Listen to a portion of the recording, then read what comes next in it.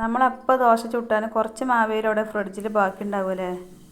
ഇനി അങ്ങനെ ബാക്കി വരുന്ന ദോശമാവ് കൊണ്ട് ഇതുപോലെ ഒന്ന് തയ്യാറാക്കി നോക്കിയിട്ടോ. നല്ല മുരിഞ്ഞ വട നമുക്ക് തയ്യാറാക്കാം. ഒരു വട്ടം അങ്ങനെ തയ്യാറാക്കിയാൽ നിങ്ങൾ എന്തായാലും കുറച്ച് മാവ് അവിടെ ബാക്കി വെക്കും കേട്ടോ, ഇതുപോലെ തയ്യാറാക്കാൻ വേണ്ടിയിട്ട്. അപ്പോൾ ഇതെങ്ങനെ തയ്യാറാക്കാമെന്ന് നമുക്ക് നോക്കാം. അപ്പോൾ നമ്മൾ വീഡിയോ ഇഷ്ടപ്പെട്ടാൽ സപ്പോർട്ട് ചെയ്യാൻ മറക്കരുത്. അടി കട്ടിയുള്ളൊരു പാത്രം ചൂടാക്കാൻ വെച്ചിട്ടുണ്ട്. ഇതിലോട്ട് ഞാൻ 2 കപ്പ് വെള്ളമാട്ടോ ഒഴിച്ചെടുക്കുന്നത്.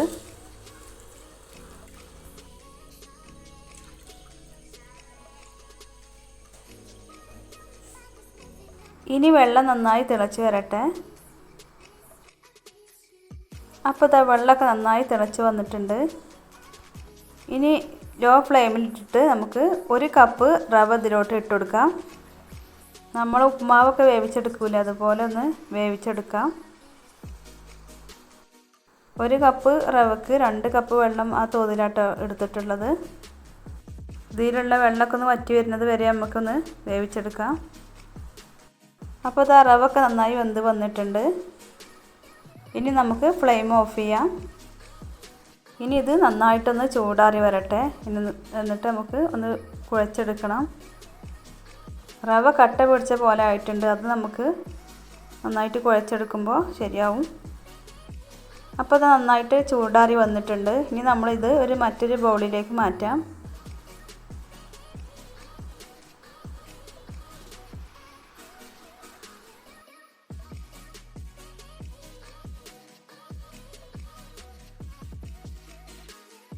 ഇനി ഇതിലോട്ട് കുറേശ്ശെ ആയിട്ട് ദോശമാവ് ഒഴിച്ചൊന്ന് കുഴച്ചെടുക്കാം. അപ്പോൾ ഞാനിവിടെ എടുത്തിട്ടുള്ളത് 1 കപ്പ് ദോശമാവാണ്. നമ്മൾ കുഴച്ചെടുത്ത് ആവശ്യത്തിനനുസരിച്ച് എടുക്കാം.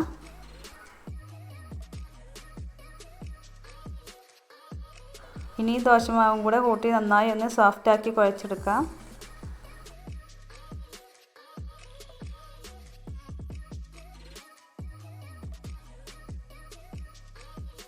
അപ്പോൾ നമ്മൾ ദോശമാവ് എടുക്കുമ്പോൾ കൂടുതൽ വെള്ളം ഒഴിച്ച് ലൂസാക്കാതെ നല്ല ടൈറ്റായിട്ടുള്ളത് വേണം കേട്ടോ എടുക്കാൻ. അപ്പോൾ നല്ല സോഫ്റ്റായിട്ട് കുഴച്ചെടുത്തിട്ടുണ്ട്. 1 കപ്പ് റവക്ക് 1 കപ്പ് ദോശമാവ് ആട്ടോ എടുത്തിട്ടുള്ളത്. നമ്മളിത് കുഴച്ച് ഷേപ്പാക്കി എടുക്കാൻ പറ്റും ആ ഒരു കൺസിസ്റ്റൻസി വേണം കേട്ടോ. ഇനി നമ്മളിതിലോട്ട് ഇട്ട് കൊടുക്കുന്നത് ചെറിയ ഉള്ളി ചെറുതായി കട്ട് ചെയ്തതാണ് കേട്ടോ ഇട്ടെടുക്കുന്നത്. ഏകദേശം ഒരു 10 ചെറിയ ഉള്ളി എടുത്തിട്ടുണ്ടാവും. ഇനി ഇതിലോട്ട് 1 ഇഞ്ചി കഷ്ണം ചെറുതായി കട്ട് ചെയ്ത് ചേർത്തെടുക്കാം.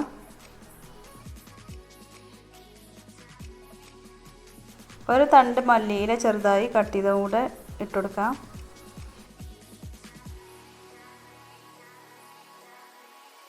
മല്ലിയില ഇഷ്ടമില്ലാത്തവരാണെങ്കിൽ സ്കിപ്പ് ചെയ്തോളൂ കേട്ടോ. മല്ലിയില ഇട്ടെടുക്കുമ്പോൾ നല്ലൊരു ടേസ്റ്റാണ് കിട്ടുന്നത്. ഇനി ഇതിലോട്ട് 1 തണ്ട് കറിവേപ്പില കട്ട് ചെയ്ത് ഇട്ട് കൊടുക്കാം.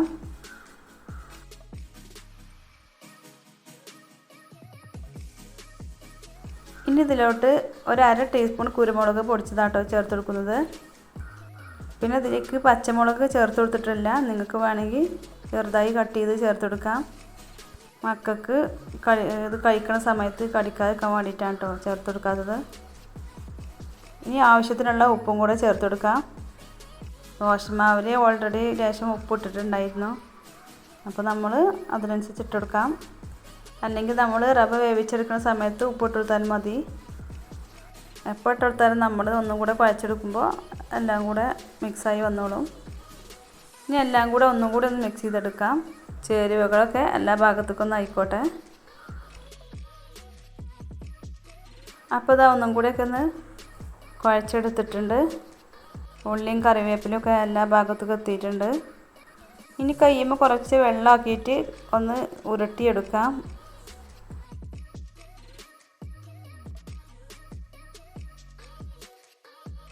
അപ്പോൾ ഇതാ ഞാനിവിടെ ഉഴുന്ന് വടയുടെ ഷേപ്പിലാട്ടോ തയ്യാറാക്കുന്നത്. അപ്പോൾ അതേപോലെ ഒന്ന് പരത്തിയെടുക്കാം. എന്നിട്ട് നടുവിൽ ഒരു ചെറുതായിട്ടൊരു ഹോളിട്ട് കൊടുക്കാം. കയ്യുമ്മ വെള്ളമോ അല്ലെങ്കിൽ എണ്ണ എന്തെങ്കിലും ഒന്ന് സ്പ്രെഡ് ചെയ്ത് കൊടുത്തോണ്ട് എന്നാൽ കയ്യുമ്മ ഒട്ടിപ്പിടിക്കൂല. അപ്പോൾ അത് അതുപോലെ ഒന്ന് ഹോൾ ചെയ്തിട്ട് കൊടുക്കാം.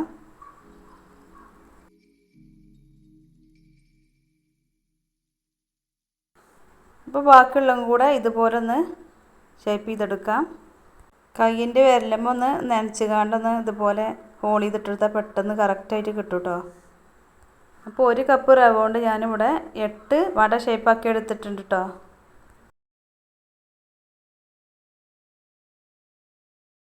ഇനി നമുക്ക് ഉഴുന്നവട ഫ്രൈ ചെയ്തെടുക്കാം. അപ്പോൾ ഇതാ എണ്ണയൊക്കെ നന്നായി ചൂടായി വന്നിട്ടുണ്ട്. ഇനി നമുക്ക് ഓരോന്നായി എണ്ണയിലേക്ക് ഇട്ടുകൊടുക്കാം.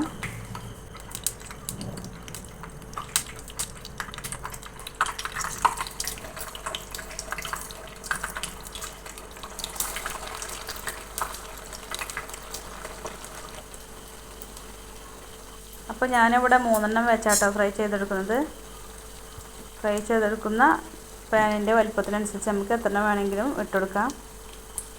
ഇട്ടുകൊടുത്തതിന് ശേഷം നമ്മൾ മീഡിയം ഫ്ലെയിമിലിട്ടിട്ട് വേണ്ട അത് ഫ്രൈ ചെയ്തെടുക്കാൻ.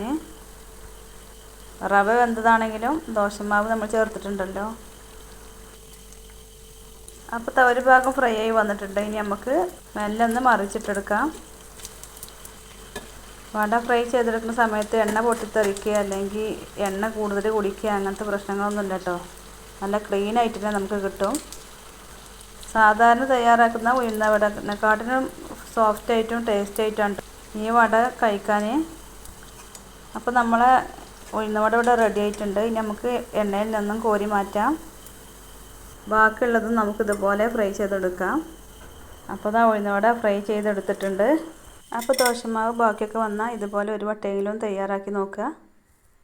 ഒരു വട്ടം തയ്യാറാക്കി എന്തായാലും നിങ്ങൾ വീണ്ടും തയ്യാറാക്കും. ഇനി ഇതൊന്ന് കട്ട് ചെയ്ത് കാണിച്ചു തരാം. ഉള്ളിൽ നല്ല സോഫ്റ്റും പുറമെ നല്ല ക്രിസ്പി ആയിട്ട് കിട്ടിയിട്ടുണ്ട്. അപ്പോൾ വീഡിയോ ഇഷ്ടപ്പെട്ടാൽ ലൈക്ക് ചെയ്യാൻ മറക്കരുത്. മറ്റൊരു വീഡിയോയിൽ കാണാം. Okay, thank you.